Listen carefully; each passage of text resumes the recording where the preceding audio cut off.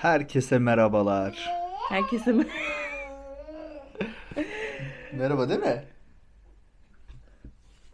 Evet, Melik Eren de merhaba dediğine göre başlıyoruz. Çok uzun zaman oldu değil mi? Bayağı uzun zaman oldu. Yavaş yavaş ortamlara geri dönelim diyoruz. Evet.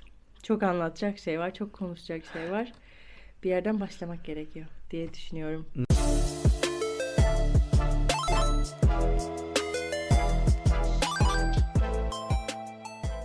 Nereden başlıyoruz? Nereden başlıyoruz? Aslında ben bunu hamileliğimin başından beri yapmak istiyorum. Tabii ki şartlar gereği birazcık öteledik. Konumuz bebek alışverişinde ki zaten başlıkta görüyorsunuz. 0-6 aya kadar gerekli gereksiz tecrübelere dayanarak neler var onları söyleyeceğim. Kendi fikir düşüncelerim ve Zafer'in. Aslında bu videoyu tek başıma çekmeyi de çok isterdim ama şimdi herkes tek taraflı gösteriyor bu videoları. Anneler genelde konuşuyor ama babaların da bu ürünleri kullandığı ortada zaten. Onların da bakalım ne düşünüyorlar fiyat performans olarak vesaire. Bakalım video nasıl ilerleyecek çok merak ediyorum. Bu arada şöyle bir şey var. Ben ürünleri tek tek getirip göstermeyeceğim. Malum ev savaş alanı. Yani birini kaldırıyorum, biri çıkıyor. O yüzden hepsinin görselini şu ortamıza koyayım. Ortamız daha iyi sanki. Tamam bak tam şuraya. Yok oraya koyamam yüzüme denk. Şuraya koyacağım tamam mı? Öncelikle Zafer, bu alışveriş total olarak sana ne kadara mal olmuştur? Total olarak ne kadara mal olmuştur? Yaklaşık Bebek arabası falan her şey her içinde mi? şey. Park yatak falan filan. 40-50'yi bulmuş mudur? Ne 40-50'si ya? Ben daha fazla söyleyeceksin sanmıştım. Bilmiyorum. Cimil olabilir mi? Orhan? Bilmiyorum ama linklerini birileri galiba fiyatları biliyor. Alta koyacağım bütün hepsinin linkini. Oradan rahatlıkla bakabilirsiniz. Öncelikle sana soruyorum. Hı. Emzirme yastığı.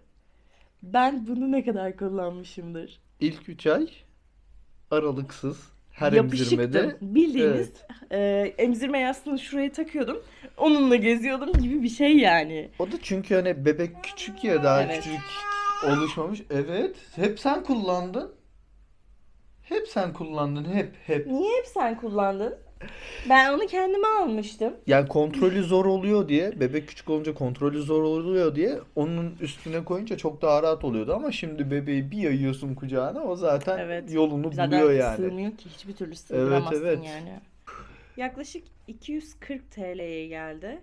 Yani 3 ay için Bence çok iyi. evet çok iyi. Yani eliniz ayağınız oluyor öyle söyleyeyim. Zaten tecrübeye binaen kullandığın zaman anlayacaksınız aradaki farkı.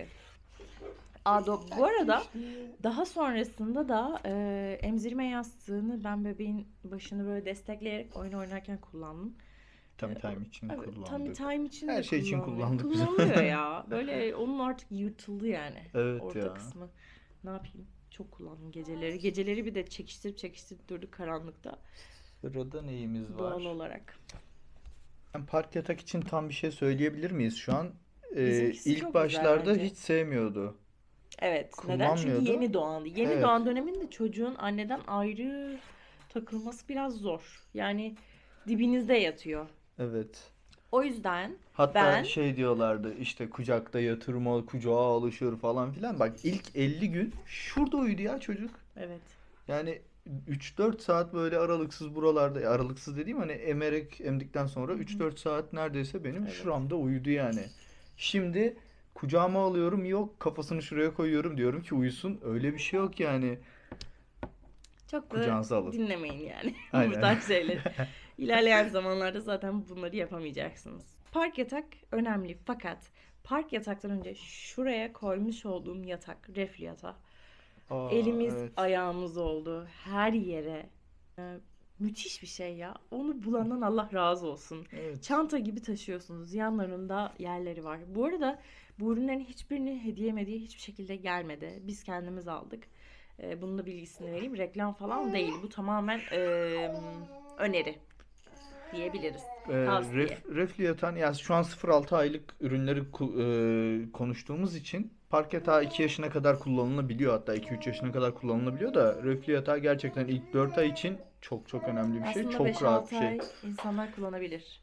Kullanılabiliyor, evet. Yani çocuğunuzun boyu, kilosuna göre kullanımı değişiyor. Yani eğer çocuğunuz daha uzunsa ya da nasıl desem daha kısaysa ona göre zamanını belirlersiniz siz.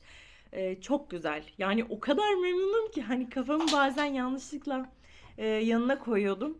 Ben bile çok rahat ettim. O kadar rahat yastık. Ya Çok şöyle güzel. bir de çok rahat bir ürün. Hatta Şebnem'in babası dedi ki bunun büyüğünü ben kendime alamıyor muyum, yok mu dedi. Ya.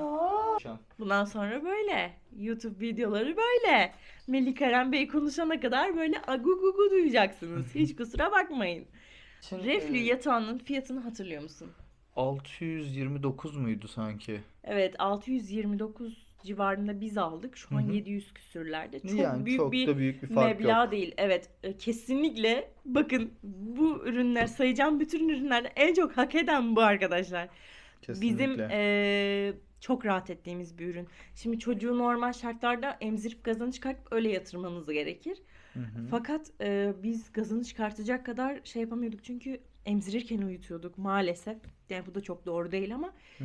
direkt yatıracağınız için tehlike arz etmemesi açısından reflü yatağı gibi bir eğim üzerine yatırmanız gerekir.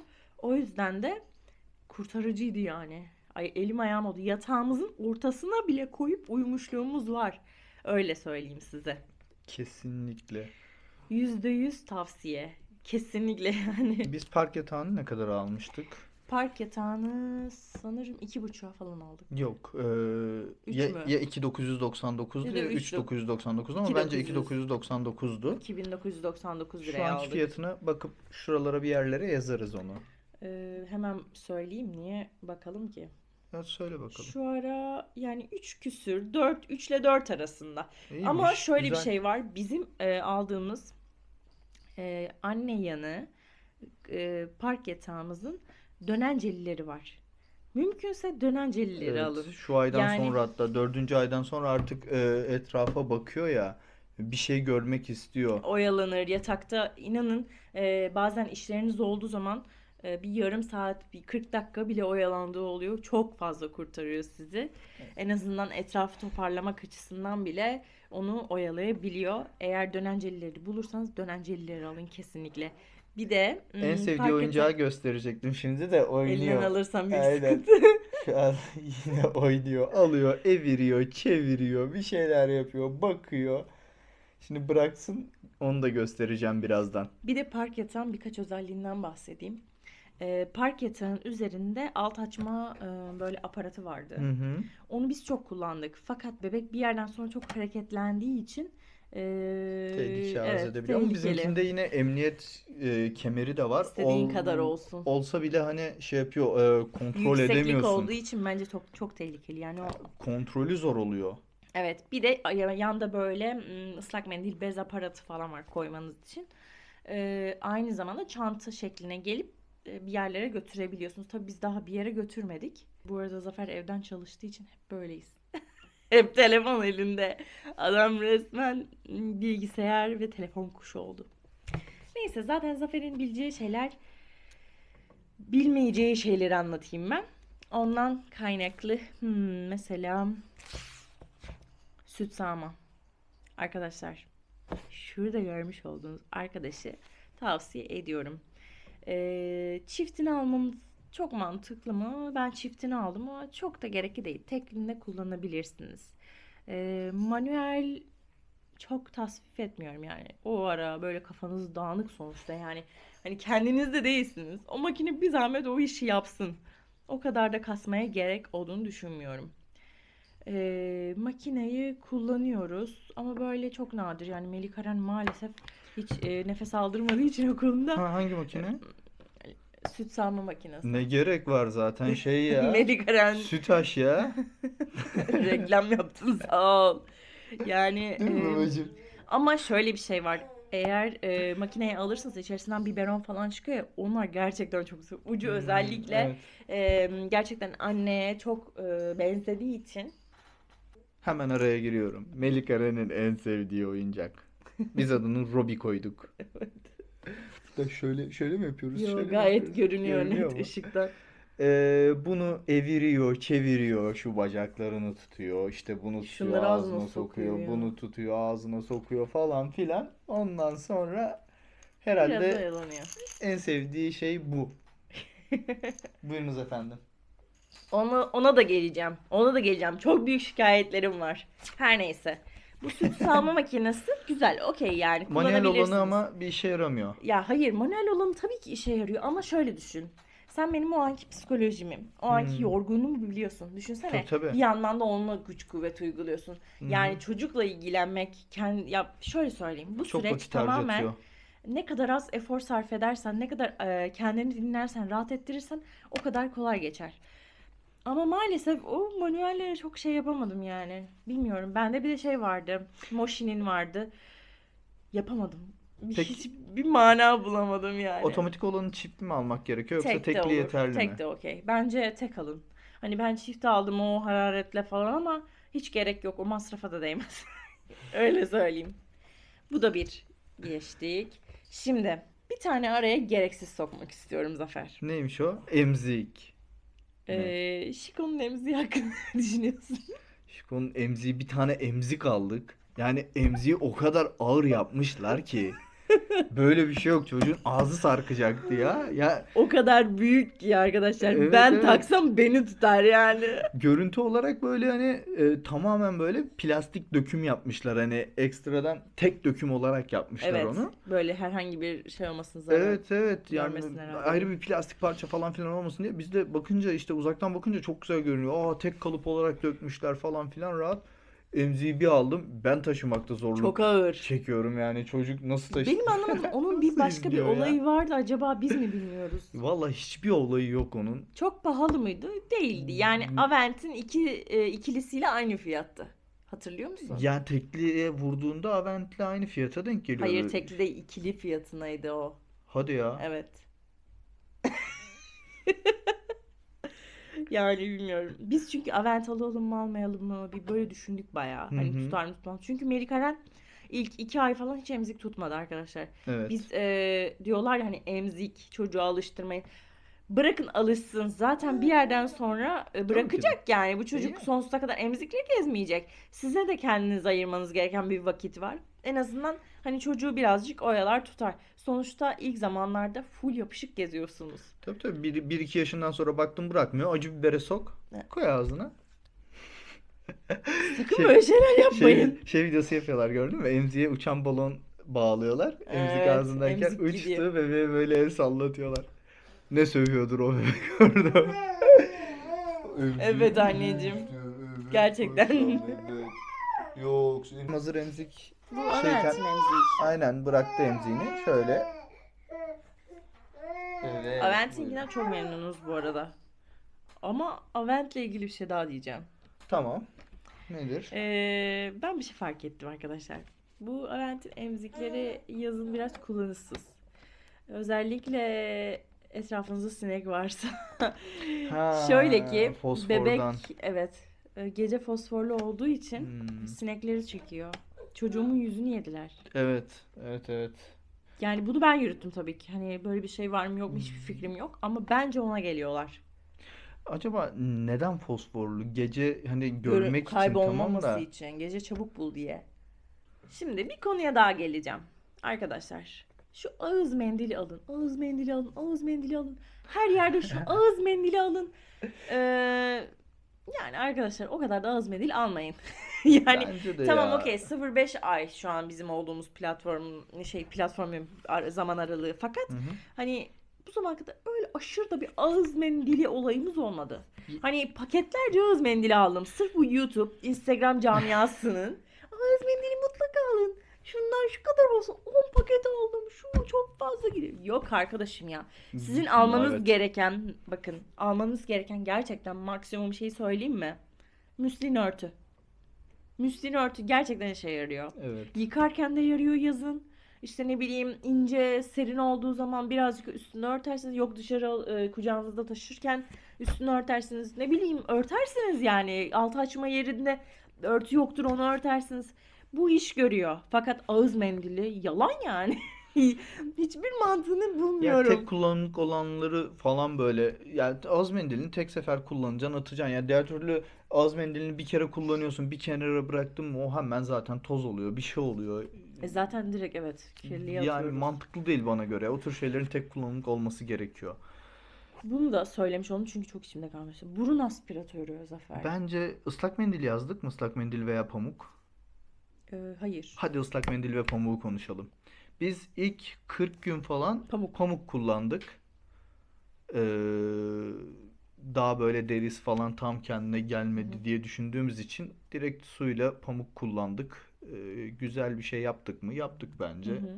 Önlemimizi aldık. Ondan sonra ıslak mendile geçtik. Stok yapmıştık. Ama ya biz mesela bilmiyorum, piyasadan dolayı mı öyle, bizim yaptığımız stoklarda hiçbir fiyat farklılığı olmadı, biliyor musun? Ne aldıysak, neyin stoğunu Hepsinin fiyatı yaptıysak, aynı mı evet evet, kaldı? hemen hemen aynı yani, hiçbir değişiklik olmadı. Boşu boşuna stok yaptık. Yani şu anki piyasada hani uçar gider falan diye bekliyorduk. Ama yok yani, hepsi aynı kalıyor yani. Hepsi Zafer'e inat. Evet evet, inadına herhalde oldu. Bir sürü ıslak mendil aldık. Hatta şeydeyken, Sapanca vlogunu çekerken Evet, biz e, aslında şok marketin reklam içerisinde yapmayacaktım. Bir market diyecektim.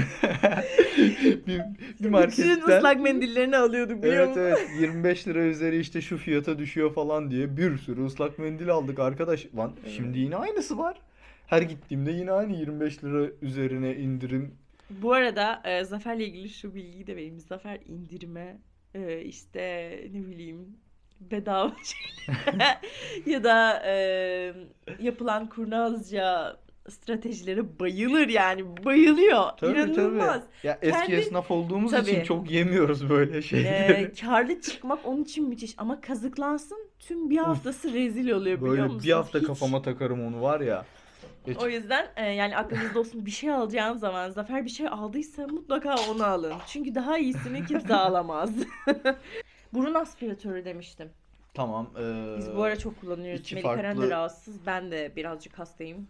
Şu an böyle durduğuma bakmayın. Birazcık yüzüme bir şeyler sürdüm uzun bir yerden sonra.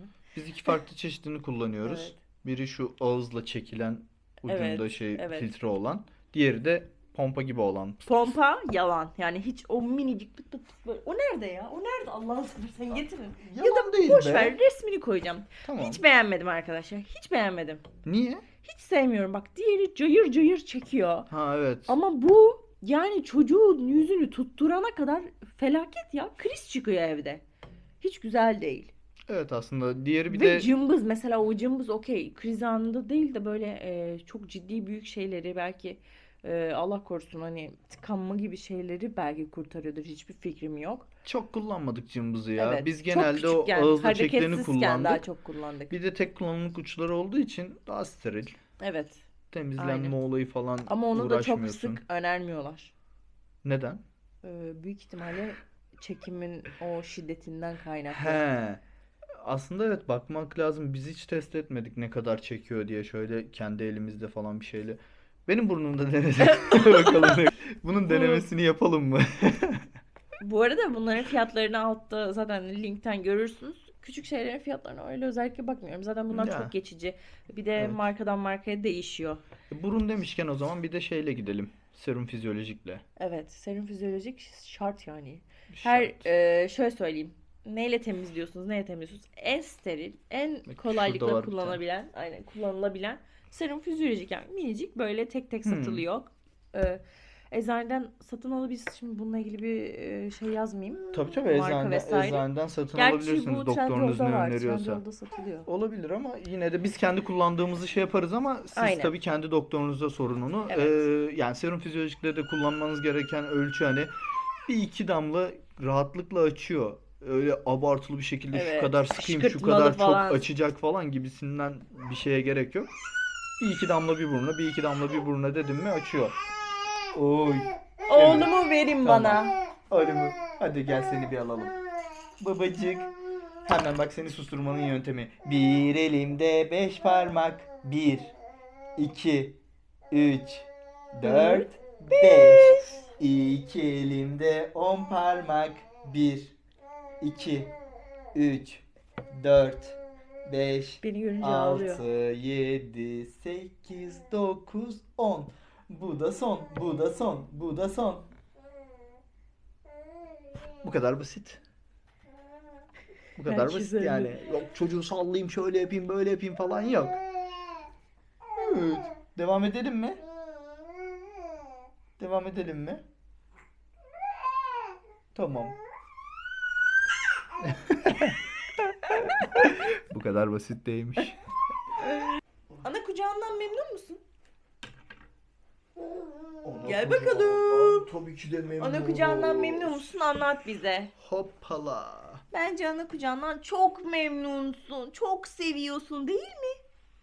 Çok rahat. Ama babası sana bir soru. Evet. Sence otomatik mi yoksa manuel Ya mi? otomatik olanı denemedik. Bize hediye geldiği için canlarımızdan Evet. hediye geldi bize. O yüzden biz alsaydık Bunu otomatiğini alacaktım alabilirdik. Yok, ben bunu alacaktım. Ya evet biz başta buna bakıyorduk zaten. Bunu alacaktık. Sonradan işte otomatiğini görünce otomatiğini alır mıydık almaz mıydık bilmiyorum ama otomatiğini alsaydık biz bu aydan sonra kullanamayabilirdik. Çünkü Zaten. paşamız biraz uzun. O yüzden bu aydan sonra otomatiğini kullanamayabilirdik Bence biz. sabrı gelmeyecekti. Sabrı gelirdi, severdi aslında ama yani biraz küçük gelebilirdi. Bundan gayet memnunuz. Çok kullanıyor muyuz? Çok kullanmıyoruz. Yani kullanıyoruz yine gün Aslında bir şey içinde. söyleyeyim mi? Zafer olmadığı zaman çok kurtarıcı benim için. Çünkü Ha doğru sen mutfağa çocuk, falan evet. gittiğinde onunla gidiyorsun. Evet. Çünkü şöyle bu aylarda tam oturmuyorlar. Destekli oturdukları için gidip de herhangi bir sandalyeye ne bileyim mama sandalyesine vesaire oturtamıyorsunuz. O yüzden de ana kucağını taşımak daha rahat oluyor. En azından biraz daha eğimli ve beli daha rahat olacağı için diye düşünüyorum. Bu arada ana kucağı kesinlikle fiyatı iyi yani. Pahalı bir şey değil. Ya Ama şöyle evet, mesela diyelim bizim şu anda aldığımız herhalde 1.700 1.800'lerde falan bizde yok 2 küsürde 2,5'larda falan. artmış bir 500-600 lira falan artmış Evet. fiyatı. Ama mesela 800'de 900'de de var. Tabii ki de. Hatta onlar daha renkli. Evet Ben evet. bakmıştım. Evet aslında Tercih edebilirsiniz. Çok marka teşekkür olsun ederim. diye şunu alayım bunu alayım diye zaten kullanacağınız 8 ay bu tür ürünleri. 8 ay değil arkadaşlar bu arada. 6-7 ay maksimum. Melikaren çünkü kendini bir sarsmaya bir başladığında Evet daha ben onu başlamadı iptal ya. edeceğim. O da Bakın doğru, şu an evet. Şu an ihtiyacımız olan bir aparat geliyor. Evet arkadaşlar bu ürünü bekledim. Bakın bu ürünü bekledim. Canlı canlı test et Melikaren. Bak bakayım burası emcük. Emzik. Emcük diyorum ben. Burası da diş kaşıyıcımız. Melikaren tutmayı çok sevmediği için ben tutuyorum. Çünkü neden olmasın.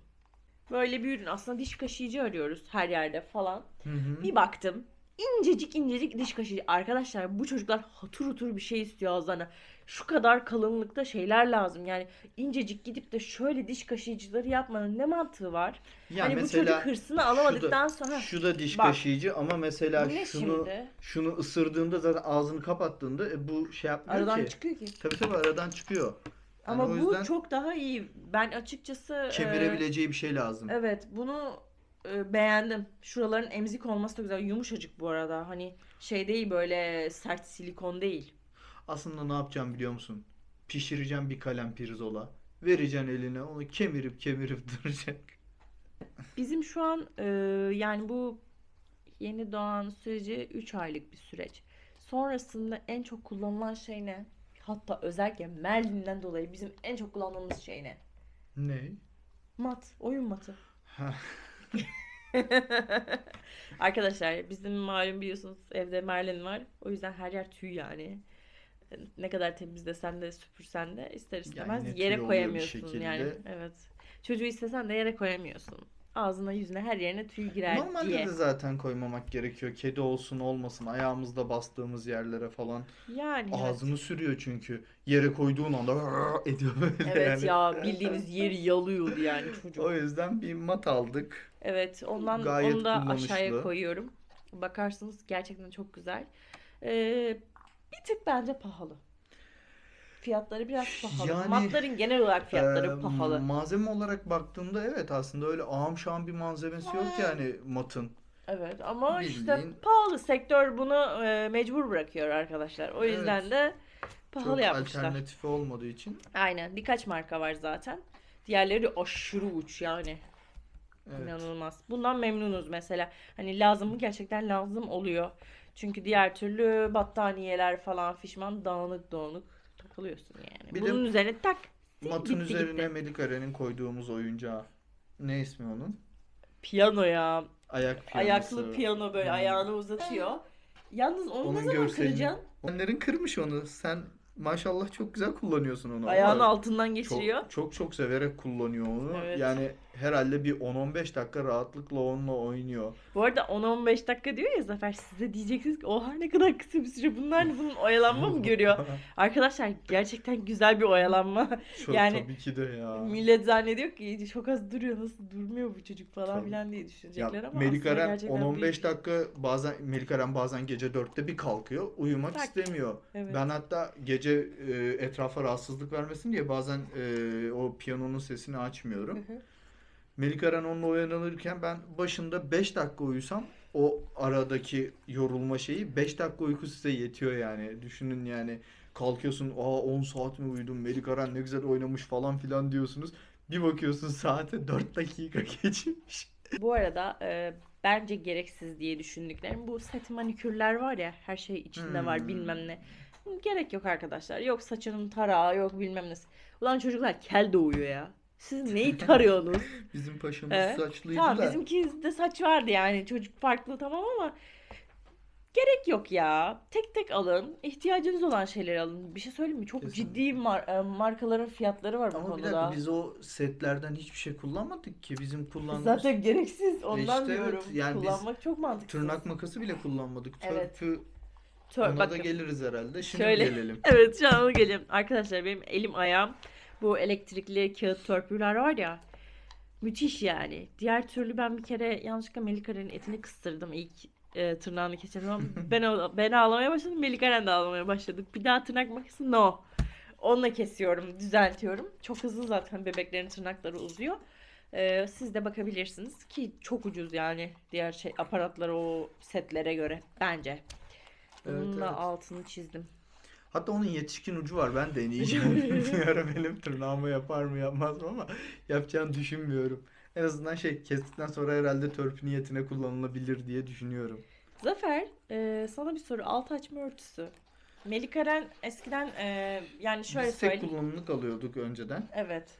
Şöyle Melikaren'in en başlarda Zafer altını hiç değiştirmiyordu yani. Böyle çok fazla taşırmalı yapıyordu. Bir de erkekler genelde çok fazla şey olmuyor. Böyle Ya, eline atmak istemiyor o batık kısma. hayır ondan Ama değil. Çok Zafer bu ara küçüktü. bayağı bir coştu yani. Altını bayağı kendi kendine değiştiriyor. Hiç haberim bile olmuyor Tabii, bazen. tabii. Ufak bir aradan sonra. Evet, malum bebek olunca böyle oluyor. Al Birkaç paşam defa böyle şunu. git gel yapıyoruz. Al paşam elini. Hızla devam edelim Evet. ki aklınızdaki soru işaretleri kalmasın. Sonuçta hamileyken bir şey söyleyeyim mi? Bu tarz bilgiler böyle çok önemli oluyor. Çünkü Evet. kafan çok dolu, hep onunla ilgili şeyler düşünüyorsun. Bir türlü bu muhabbete de gireceğiz ha bu arada, başka bir Tabii videoda tabii ama. bir de yorumlarda sizin alıp da kullanmadığınız şeyleri de yazarsanız Evet, biz de çok seviniriz. belki bizim kaçırdığımız şeyler vardır. Aynen. Onları görelim. Bir de başka ne tarz, bu tarz videolar istiyorsanız, işte çocukla, bebekle, hamilelikle ilgili şeyler isterseniz bizi lütfen yazın, olur mu? Şimdi en hızlı bir şekilde devam ediyorum. Sling ve kanguru. Gereksiz. Gereksiz. Ama Boşu parantez boşuna. içerisinde söylüyoruz. Bu bizim çocuğumuzla ilgili. Yani Yani başkası mesela yeni doğduğu andan itibaren Sling'i kullanıyor ya da evet. Ya kanguruyu nasıl kullanıyor. kullanıyor? Ben anlamadım ki. Kanguruda zaten durmuyor beyimiz. Sevmiyor. Sling'de zaten gerçi Sling bizim yaz ayına denk geldi. Evet. Böyle yanardı içinde. Şimdi Alev alev. belki kışın Kışın iş olmaz ki, görür mü? kilosundan kaynaklı O da doğru kurtarmıyor artık. artık. El bezi olarak kullanacağız Sling'i. Yapacak bir şey yok. Yo. Güzel cam silinir bence Yo, onunla. onu saklarım ben. Ha. Ben onunla güzel cam silerdim Hayır var ya, ya. benim çocuğumun şeylerle niye siliyorsun? Tövbe ya Rabbim. Peki Zafer, Ama sana adı Sling değil mi onun? Sling. Tamam, cam Sling. İğrenç. Biz onunla cam Sling. Evet Zafer Bey. Evet. Banyo aparatları hakkında ne düşünüyorsun? Banyo aparatları. Şöyle, banyo Ha, yaptırırken banyo yaptırdığımız yatırdığımız o şeyler. Bence yatak gayet var ya. kullanışlı yani. Değil Biz tabii Parasının hakkını gerçekten gerçekten son verdi. kuruşuna kadar hak eden bir ürün. Ama E, ilk doğduğu zamandan mesela kaça kadar? 3 aya kadar falan çok kurtarıyor. Çünkü şöyle söyleyeyim. hı Siz hı. diyorsunuz 3 ay için o kadar para veririm ya da o kadar para dedim de çok büyük bir meblağ değil bu Yani arada. çok büyük şeyler değil. Vermek zorundasın bunları yani. E, Zorundasın deme de millet vermek istemeyebilir Ya şimdi. vermek istemeyebilir ama başka türlü rahat edemezsin yıkarken Yani falan. evet. Çok rahat yıkadık Tek yani. başınıza yıkayamazsınız. Sonuçta 3 ay boyunca anneniz babanız yanınızda kalmıyorsa bunu yapamazsınız yani çok zor. Ona yatırdığınız zaman o kadar kolay ki 3 aydan sonra Melikara mesela şey yapmaya başladı. Ayağıyla bastırıp kendini atmaya çalışıyor. Yani Zafer olmadan benim onu banyo yaptırmam mümkün değil. Zaten tek elle eskisi gibi kaldıramıyorum. Çok ağır. Yani şey ağır. Genel olarak ayından dolayı. Tabii tabii. Bu da küçük bir bilgi. Zaten maşrapo ile alakalı herhangi bir bilgi vermeme gerek Biz yok ama böyle herhalde. ekstra katlanabilir işte banyo şeyleri Yok. falan filan öyle şeylere girmedik. Sadece bir Normal bir tane kova. küvetini Tabii aldık. tabii normal bir kova, normal bir Ama o küvet manşapa aldık. 05'ten. Yani öyle ağam şahım bir şey almadık yani. Lüks şeylere girmedik. Evet, Zafer bir kere bir banyo küvetine baktı. Sırf belimiz Evet evet. ağrıyor diye.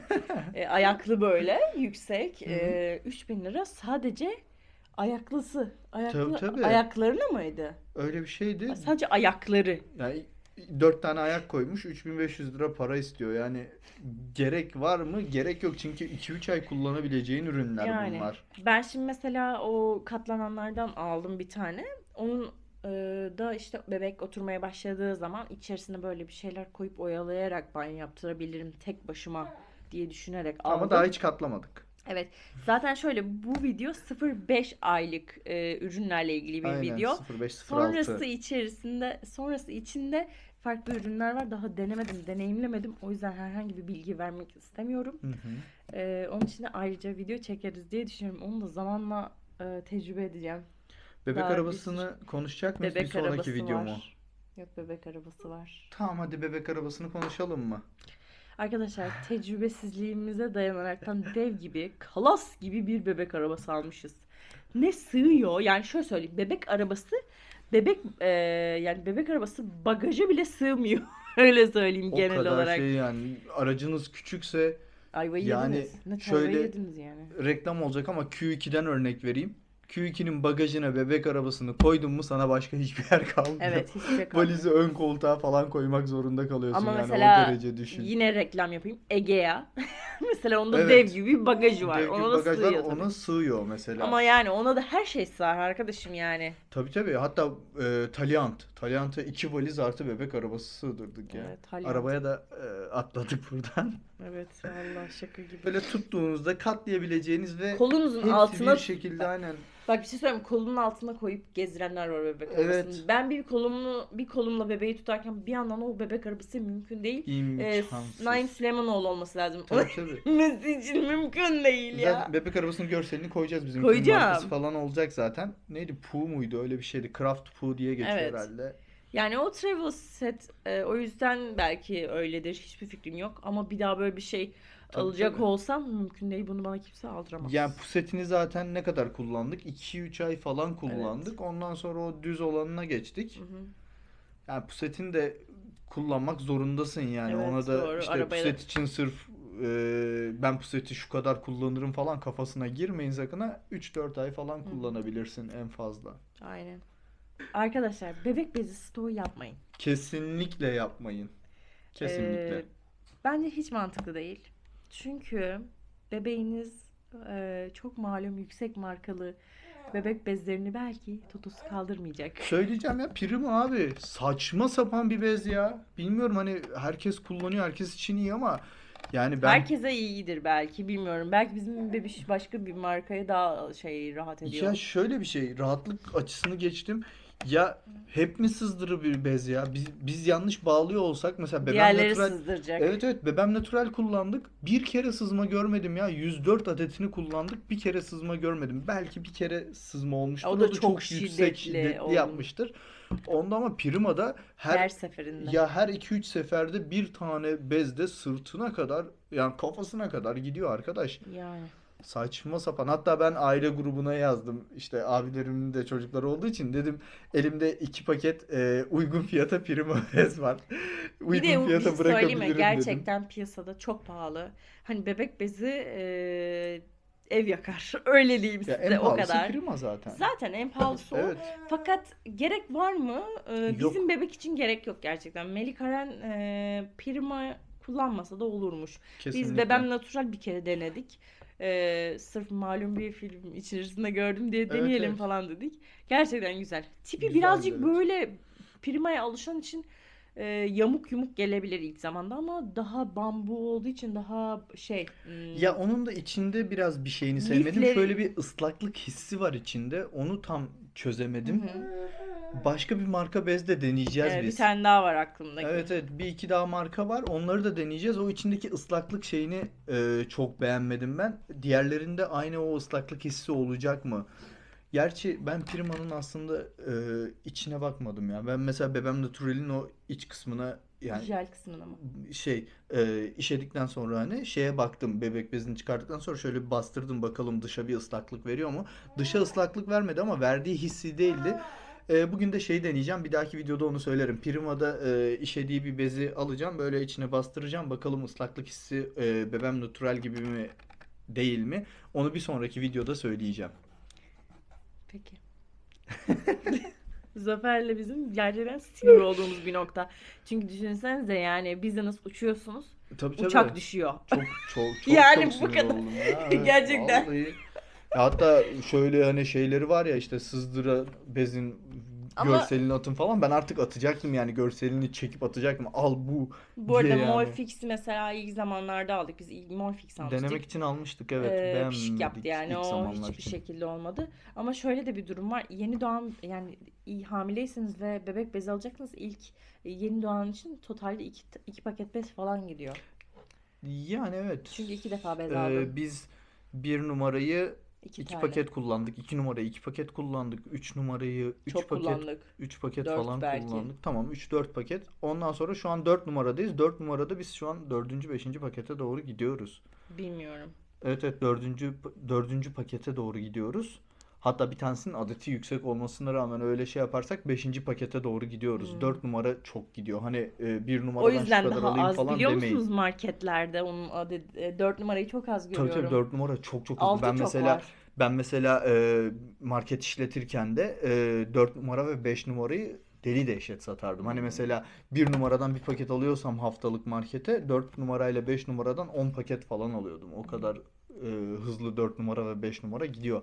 Ama bir numara, 2 numara, 3 numara stoğu yapmayın kesinlikle. 4 numara ve 5 numarada stoğunu yapmak isterseniz siz bilirsiniz. Ben uğraşamam yapacağım derseniz yapın. Ama bizce gerek yok. Çünkü ben son 7-8 aydır fiyatlarda bir farklılık görmedim. Hmm. Çünkü fiyatlar zaten tavanda şu an. Tavan fiyat. Yani evet. Son bir maddedeyim. Onu da söylüyorum ve artık Kapanışa doğru vedalaşacağız. gidiyoruz. Çünkü video bayağı bir uzun oldu gibi Evet hissediyorum. ya, bence de Ama öyle konuşacak hissediyorum. çok şeyimiz var daha. Daha Bu biraz neler başlangıç neler. gibi bir şey. Şimdi son olarak alt açma örtüleri. Biz ilk zamanlarda hep tek kullanımlık aldık. Fakat baktık ki bunun ucunu alamıyoruz ve tek kullanımlık olanların gerçekten fiyatları bir yerden sonra uçuyor. Biz de sevgili Eltim'in önerisiyle bir tane böyle silinebilir örtülerden aldık. Aslında 2 tane aldık. Evet. Birini sırt çantasına koyuyoruz, birini Onda da evde kazıklandık. kullanıyoruz. Dur, sinirlendim şimdi. Niye? Bebek firmalarından birinden aldık. 180 liralarda falan aldık. Sonra bir geldik bizim buradaki yerel 35 lira. markette 39 lira. Ben bir sinir oldum. Bu sefer Böyle bir şey kazıklanınca yok. hiç hoşlanmıyor. Ya neden 150 lira fark olur ya? Bir Öyle. tane Ama muşamba Zafer abi. ikisi arasında çok fark var. Biri kalıp gibi duruyor. Kendi mi siliyor 190 liralık olanı sanki? Hayır ya. Ama bence gerçekten güzel. Çok iyi. Hiç ince de içinde minder var bunun bizimkinde. Allah. Öyle deme. Isıtmalı bir de Bir dakika. Ben şunu anlamıyorum. Bakın başka yere gittiğiniz zaman alt açtığınız zaman o platformlara böyle koyduğunuz yer bazen çok sert olabiliyor Hı. zemin olarak. O yüzden ya da koymak istemiyorsunuz. Yani gidiyorsunuz koltukta falan alt değiştiriyorsunuz ki yapmışlığım var. O yüzden de onlar çok rahat oluyor. Yani 180-200 hiç fark etmez zaten. Bu piyasada 200 liraya hiçbir şey yok. Çok uzun Tabii, konuştum. tabii. Ama ısıtıcılısı güzelmiş. Ne? bir fikir sundum ama ısıtıcılığı olması gerekiyor. Çocuklara piş için. elektriğe şok verelim değil mi? Hayır be. Nasıl? Koymadan önce hafif böyle bir ısıtma şeyi olacak onun. Ne gibi? Koyduğunda o ısıtma olayı bitmiş olacak. Hani herhangi bir tuşu olup acaba var mıdır ısıtmalısı? Çünkü Nasıl sıcak gece ama onun şeyini nasıl yapacak? ya jel falan olacak içinde, öyle bir ısıtmalı bir şey olacak. Ya da çocuğu koymadan önce fişe takacaksın, ısıtacaksın. Çocuğu koyarken fişi çekmiş olacaksın. O sıcaklığıyla çocuğu koyacaksın. Çünkü bak şu son 2-3 gündür havalar soğuk ya. Gece üzerine koyduğumda o gerçekten buz gibi. Evet, uyandırınca böyle Evet, tam uyandırıyor uyanıyor yani. Çünkü soğuk olduğu için uyandırıyor. Onun ısıtıcılısını e, fikir olarak sunuyorum size, yapabilirsiniz. Tek kullanımlıkları tavsiye etmiyorum. Kesinlikle Yani öyle gereksiz söyleyeyim. masraf etmişiz ona. Evet, şimdi şöyle yani millet zannediyor ki hani YouTube'dasınız işte bunlar sizin için masraf mı falan filan. Öyle değil arkadaşlar. Yani bir 3 kişi olun da görelim. Yani masraf Yani herkes için gerçekten masraf. masraf. Herkes için masraf. Ne olursa olsun masraf Aynen. masraftır abi. Bayağı Evet. bir konuştuk ya. Benim Güzel boğazlarım oldu. ağrımasına rağmen çok böyle bir yani konuştum bilmiyorum. Güzel oldu. Tıkanıyorum da. Özlemişiz biraz böyle sohbetleri. Beğenmeyi, yorum yapmayı unutmayın. Bunu söylemeyi de Şöyle unutmuşuz. özellikle yorum yapın ki görelim eksikleri falan da, hani şunu unuttunuz, şunu unuttunuz diye yorumlara yazın. Tek tek okuyorum çünkü ben, özellikle sen de okuyorsun. Hı hı. Ben ayrı okuyorum. Çünkü bu tür şeyleri gerçekten, ona marketçiliğin verdiği şey, marketçiliğin verdiği şeyle ben incelemeyi çok severim, bu tür ürünleri falan.